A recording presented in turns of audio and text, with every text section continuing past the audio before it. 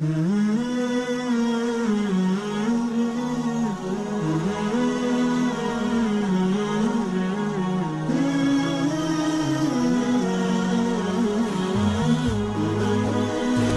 حارثہ کا وفد آیا تو ہم نے کہا کون ہو؟ ان کا مومنون. کیا نشانی؟ ان کا 15 خصلة 5 امرتنا بها 5 امرتنا بها رسل و5 تخلقنا علیہ فی الجاہلیہ الا ان تنہانا. تو آپ نے کہا مل خمس التی امرتکم، میں نے 5 باتیں کیا کہیں؟ ایمان کی 15 باتیں ہمارے پاس ہیں، وہ آپ سن لیں گے ہمارا ایمان کیا ہے. کہ 5 آپ نے بتائیں، کون سی؟ کہ آپ نے کہا لا الہ الا اللہ محمد رسول اللہ، اقام الصلاۃ، ایتاء الزکاۃ، صوم رمضان، حج البیت. نا آپ نے کہا ان نؤمن باللہ و ملائکتہ و کتبہ و رسلہ و بالبعث بعد الموت. اس پر ہم ایمان لائے. اچھا میرے صحابہ نے کیا سکھایا ہے؟ ان کا نشہد ان لا الہ الا اللہ و انک رسول، نقیم الصلاۃ، نؤتی الزکاۃ، نصوم رمضان، نحج البیت ان استطعنا الیہ السبیل. کوئی اور کا کام ہے؟ یہ سارے کام آپ کر رہے ہو نا؟ کر رہے ہو کہ نہیں کر رہے ہیں؟ ٹھیک ہے. آپ نے کہا مل خمس التی تخلقتم بہا فی الجاہلیہ، وہ 5 کون سی ہیں جو تم میں جاہلیت میں موجود ہیں؟ وہ سننے والی. الشکر عند الرخاء، سبحان اللہ، والصبر عند البلاء، والرضا بمر القضاء، والصدق في مواطن اللقاء، وترك الشماتة بالمصيبة إذا حلت بالأعضاء. ہم نے کہا ادباء فصحاء قادوا ان يكونوا انبیاء من خصال ما اشرفها. آیا تم لوگوں نے کمال ہی کر دیا، کیا ادیب ہو، کیا فصیح ہو، تم تو نبوت کے قریب ہو. کیا ہے کہ جب اللہ دیتا ہے تو شکر کرتے ہیں. ٹھیک ہے، شکر کرنا آسان ہی ہے نا، مشکل. جب تنگی آتی ہے تو صبر کرتے ہیں. تو صبر بھی آدمی اللہ کا فضل ہے، بہت کم لوگ وغیرہ کرتے ہیں. والرضا بمر القضاء، تقدیر کے کڑوے فیصلوں پر بھی راضی رہتے ہیں. اور جب دشمن سے ٹکر ہو تو پیٹھ نہیں پھیرتے. یہاں چوتھی، یہاں کیا چیز آئے گی؟ اب ہماری تو کسی سے جنگ نہیں ہے، لیکن اب یہاں جو میں نے کل کہا تھا وَلَتَسْمَعُنَّ مِنَ الَّذِينَ أُوتُوا الْكِتَابَ وَالَّذِينَ أَشْرَكُوا أَذًى كَثِيرًا. اب یہاں وَلَتَسْمَعُنَّ مِنَ الَّذِينَ آمَنُوا بِاللَّهِ وَرَسُولِهِ أَذًى كَثِيرًا.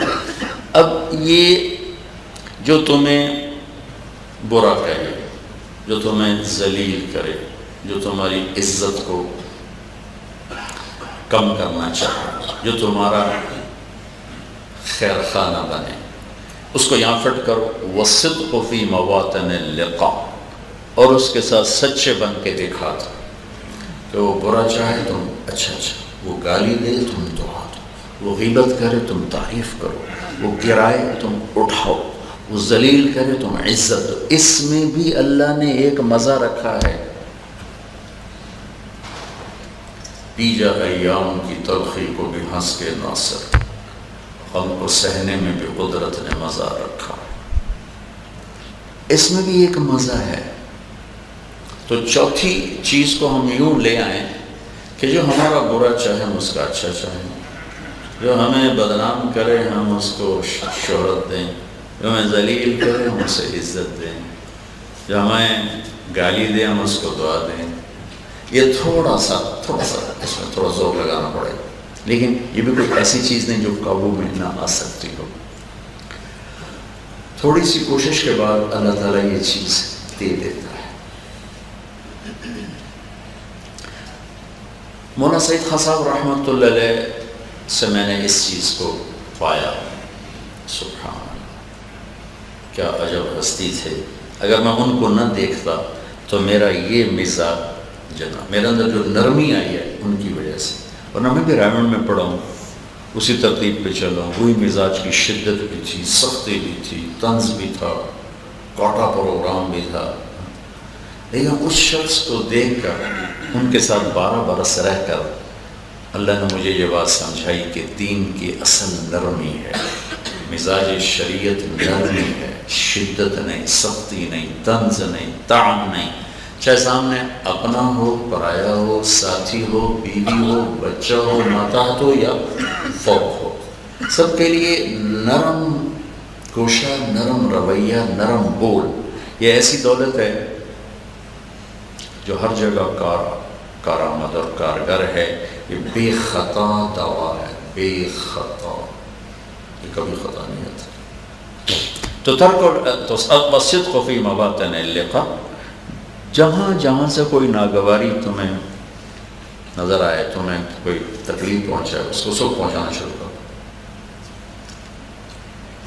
ایک کالم نگار ہے عبداللہ سہیل طارق، اس نے میرے خلاف 2-3 کالم لکھ دیے، تو مجھے پڑھنے کا موقع ملا، تو ایسے فضول تھے، میں یہ نہیں کہ میں کوئی بے عیب سے بھرا ہوں، پر اللہ کا شکر ہے جو ہے اس پر اللہ نے پردہ ڈالا ہوا ہے، اور جس پر لوگ ڈھول بجاتے ہیں اللہ نے مجھے اس سے بچایا ہوا ہے۔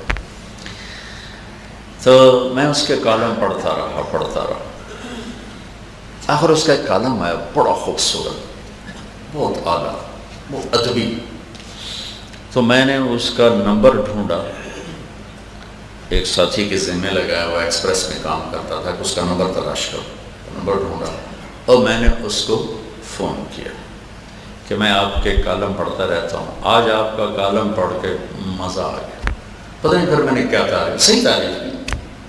2 دن کے بعد اس نے میرے اوپر اتنا لمبا چوڑا کالم لکھا کہ پچھلے سارے دھونے اس نے دھو دیے۔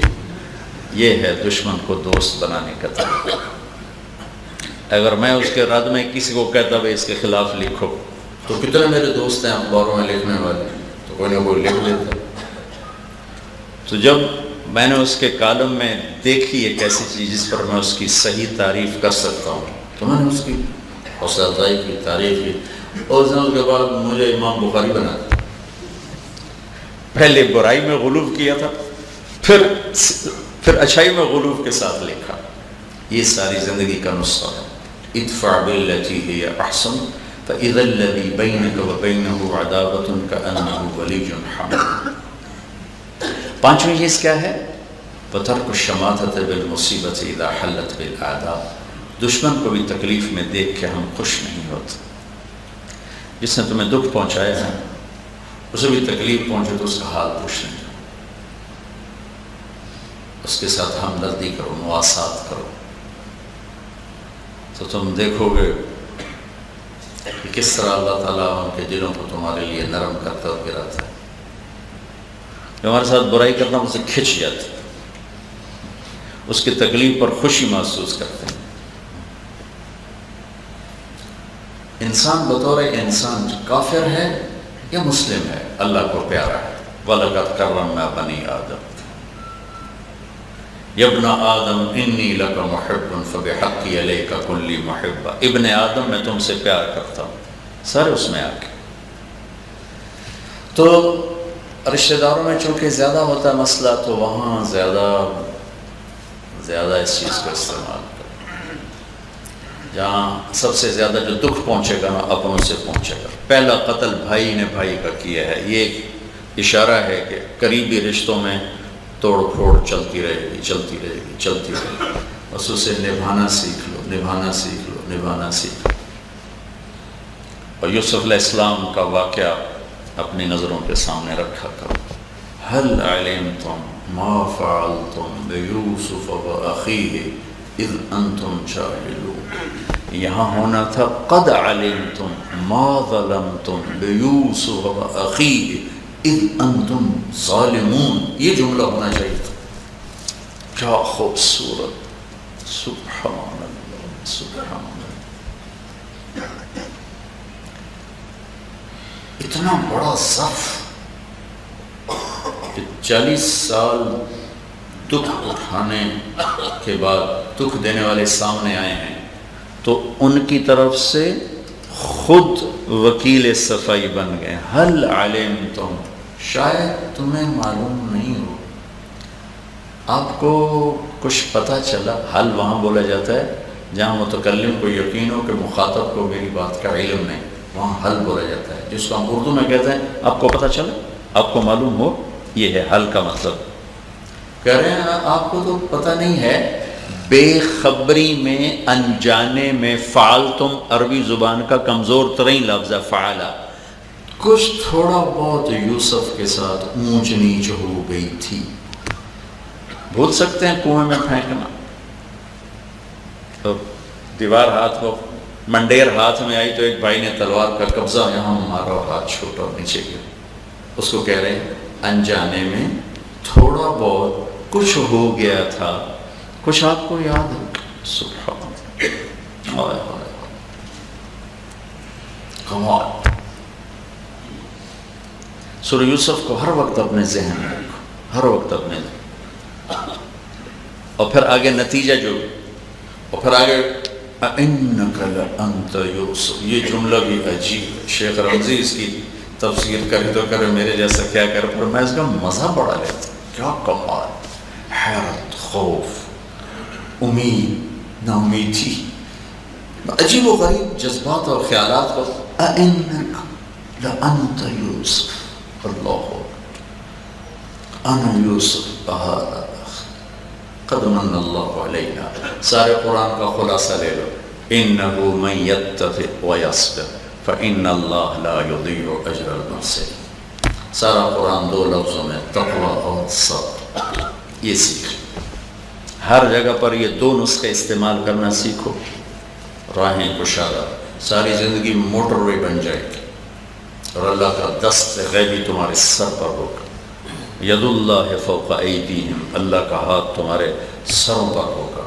اگر تم یوسف علیہ السلام کی زندگی کا نچوڑ دو چیزیں لے لو، من یتق ویصبر، کیونکہ سارا دین دو چیزیں ہیں، اللہ سے تعلق اور اللہ کے بندوں سے صحیح تعلق۔ اللہ سے تعلق تقوی سے ملتا ہے، اور بندوں سے تعلق صبر سے ملتا ہے۔ سارا دین اسی میں آیا ہوا ہے۔ صبر کے بغیر آپ بندوں کے دل نہیں جیت سکتے، تقوی کے بغیر اللہ کی بارگاہ میں مقام نہیں پا سکتے۔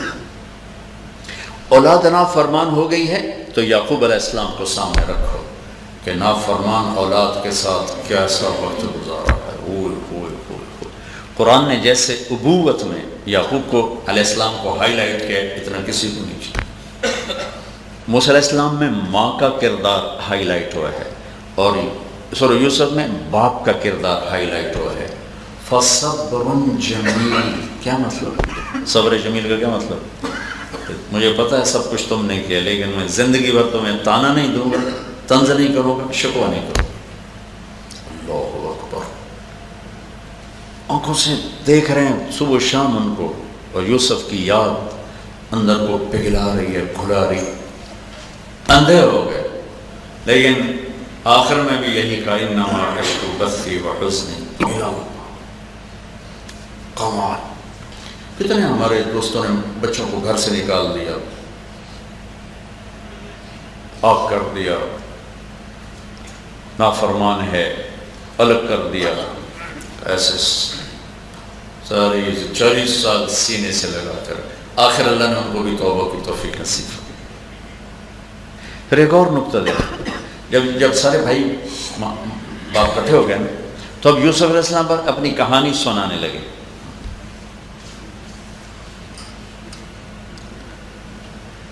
کہانی شروع سے نہیں سنائی گئی۔ وَجَاءَ بِكُم مِّنَ الْبَدْوِ إِذْ أَخْرَجْنِي مِنَ السِّجْنِ وَجَاءَ بِكُم مِّنَ الْبَدْوِ إِذْ نَزَغَ الشَّيْطَانُ بَيْنِي وَبَيْنَ إِخْوَتِي إِنَّ رَبِّي لَطِيفٌ لِّمَا يَشَاءُ۔ پچھلی ساری کہانی کٹ کر گئے کہ ابا جان انہوں نے میرے ساتھ کیا کیا تھا نہیں سنایا، کہ ان کو شرمندہ نہ ہونا پڑے، نہیں سنایا۔ ہم تو تانے دے دے مار دیتے ہیں اگلے کو، تو میرے نال اے کیتا تو اے کیتا تو اے کیتا، میں تمہیں ساریاں سناؤنی ہیں۔ اوئے ہوئے ہوئے، کیا کمال ہے کہ جب باپ کو کارگزاری سنانے لگے تو جیل سے سنائی۔ اذ اخرجنی من السجن وجاء بکم من البدو، پچھلی ساری کہانی غائب کر دی۔ حالانکہ جب تہمت لگی تو آپ کو گدھے پہ سوار کرایا گیا، اور لکھوایا گیا ھذا جزاء من اراد بسیدہ سوءا، پورے مصر میں گھمایا گیا گدھے پہ سوار کرا کہ یہ جزا ہے اس کی جو اپنے آقا کے ساتھ خیانت کرتا ہے، لیکن ایک لفظ زبان پر نہیں لایا تو یوسف یوسف ہو گئی، اور سب سے خوبصورت کہانی بن گئی قصۃ یوسف، احسن القصص بن گیا سورہ یوسف۔ بچہ اوپر نیچے ہو تو یعقوب علیہ السلام بن کے دکھاؤ، اپنے اوپر نیچے ہو تو یوسف بن کے دکھاؤ، راستے آپ کشادہ ہیں، آسان ہیں۔ تو پھر آپ نے کہا 5 اور لے لو تمہارا ایمان مکمل ہو جائے گا۔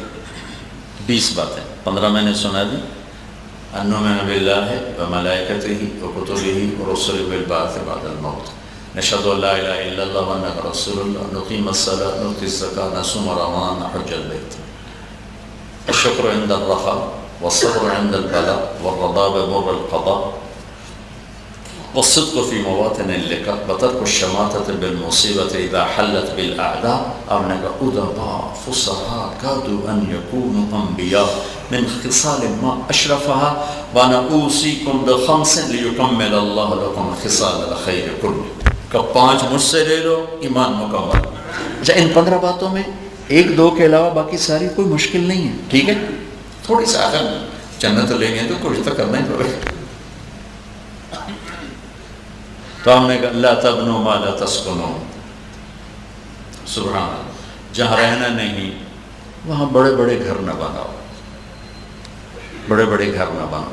جتنے دوستوں نے بڑے گھر بنائے ہیں سب آج پریشان ہیں کہ بڑی غلطی کی بڑا گھر بنا لیا، اور ایسی کوئی ہمارے دیس میں حماقت چھائی ہوئی ہے، جس نے 4 چھلڑ آمدن پہلا کام وڈی ماڑی بڑھانی، وڈا کوٹھا پاؤنا، پھر پا کے پریشان ہوتے ہیں تو بھلی پہ گئے ایک ہی بیا۔